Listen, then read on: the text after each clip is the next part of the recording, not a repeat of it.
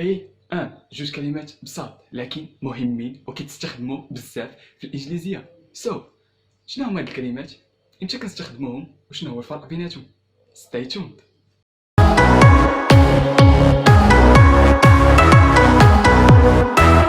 Welcome guys to my channel, Yunus Beige here, and today we're going to talk about the difference between A and N. قبل ما نبداو بغيت نشير لواحد الغلط درتو في الفيديو الاول ديال beginner level ديال pronunciation genius، نطقتها جانوس ودرت يو هي الاولى عند اي، ولكن هي كتكون في الواقع اي عند يو وكتنطق جينيوس وسمحوا لي بزاف. يلا نبداو. A و an كيتسموا indefinite articles ولا أدوات نكرة. We use them when we don't know which thing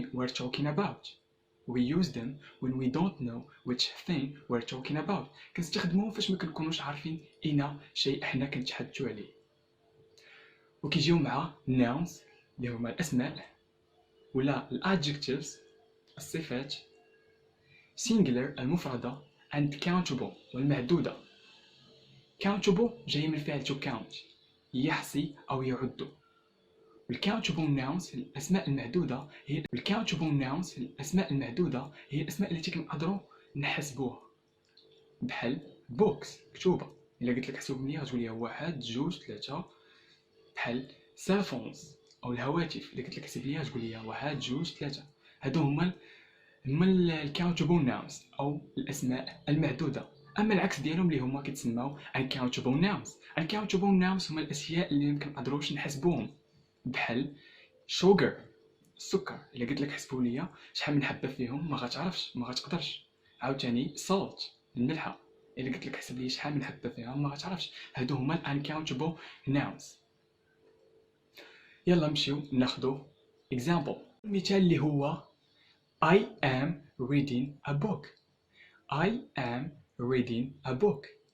أول حاجة عطا شي شخص يتصل بك يقول لك اش كدير انت دابا، تقدر تجاوبو I am reading a book. أنا كنقرا كتاب. هاد الشخص هذا ما عرف حتى شي حاجة على هاد الكتاب وما عرفش النوع ديالو، يعني انت قلت ليه بصفة عامة، قلت ليه I am reading a book. ثاني حاجة book هنا جات as a noun اسم و singular ومفرد noun and singular. ثاني مثال Coronavirus is a lethal virus in the year 2020.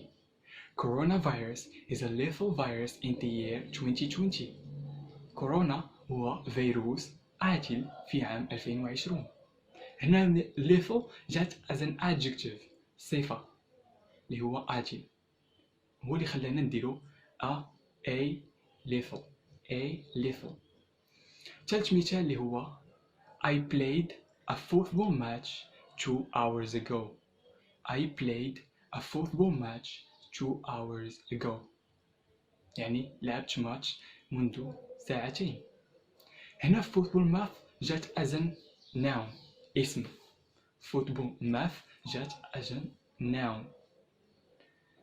وآخر مثال اللي هي Morocco is a North African country. North هنا جات as an adjective. صفة، هو اللي خلانا نديرو A اللي هي جات من بعد قبل من North. امتى A كتولي an؟ امتى A تقدر تحول لان؟ فاش كيكونوا عندنا vowels أو ما يسمى بالحروف المتحركة. الحروف المتحركة في الإنجليزية هما 5 letters اللي هما A E I O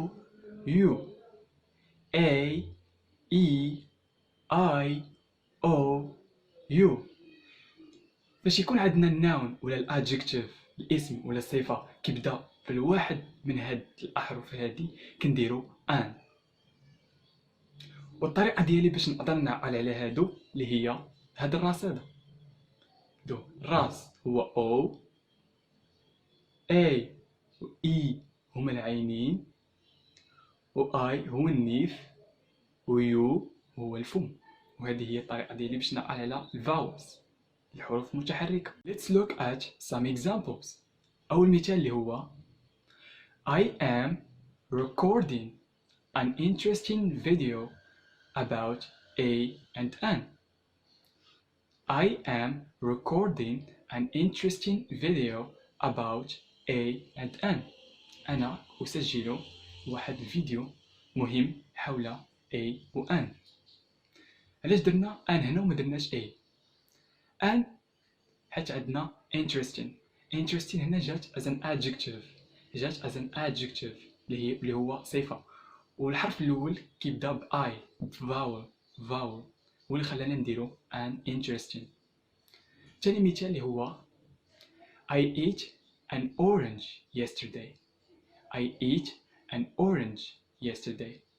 كليت برتقالة البارح. علاش درنا an orange هنا جات as a noun اسم، والحرف الأول بدا ب vowel O an orange. ثالث مثال اللي هو يونس is an honest person. honest هنا جات as an adjective، ولكن غتقولوا لي علاش ما درناش A ودرنا an. H هنا silent جات silent ما كنقولوش honest، كنقولوا honest، يعني H ما كتسمعش، كتسمع O honest هو اللي خلانا نديرو. وكنركزو حتى على الصوت، يعني الساوند ديال الكلمة ديال الحرف honest هو اللي خلانا نديرو an honest بحال O vowel. وكاين الاستثناءات او الاكسبشنز. اول اكسبشن اللي هو umbrella مظلة. واش غنديرو A umbrella ولا an umbrella؟ هنا الحرف الاول في الامبريلا اللي هو يو وجات as a vowel، يو هو vowel. واش غنقولوا an umbrella ولا a umbrella؟ كنركزوا على حتى الساوند، يعني كتسمع umbrella يعني غنديروا an umbrella يعني الساوند كتسمع بحال بحال vowel. ثاني exception اللي هو university جامعة. university فيها الحرف الأول اللي هو U vowel، ولكن هي كتنطق university، الساوند ديالها و pronunciation كتسمع بحال U، بحال ثالث أحرف لي في سميتي Y O U، يعني كتنطق بحال Y. كناخدو الحرف الأول اللي في U، يعني هنا غنديرو a university. ثالث exception اللي هو uniform اللي هو بدلة مدرسية uniform. واش غنديرو a uniform ولا an uniform؟ الحرف الأول اللي في uniform اللي هو U جا as a vowel، ولكن الساوند كتسمع uniform بحال university. هنا غنديرو a university. غنخلي لكم بعض الامثله في الديسكريبشن below، وكنتمنى تجاوبوا في الكومنتس. الان وصلنا للفقره ديال الايديوم. ولكن شنو هو ايديوم؟ الايديوم هو عباره عن جمله لا يقصد بها المعنى الحرفي، لكن لها مدلول اخر. هو عباره عن جمله ما كيتقصدش بها المعنى الحرفي، ولكن عندها معنى اخر. حنا في المغرب عندنا الايديوم، بحال كيقول لك شي واحد شد يدك، ما كتعنيش شد يدك بحال هكا، لكن عندها معنى ديال ما تبقاش تخسر الفلوس بزاف، هو اللي تجمع شويه. هذا هو الايديوم. الايديوم ديال اليوم اللي هو when pigs fly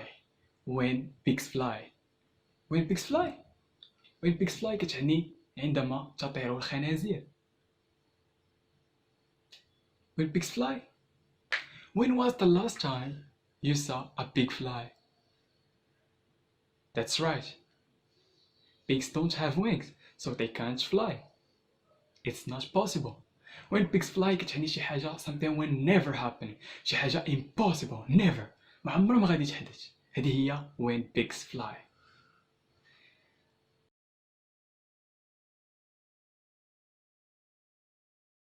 مريم, can you borrow me 2 million dirhams please? Huh? When pigs fly, you will be lucky to be able to get just 10 dirhams.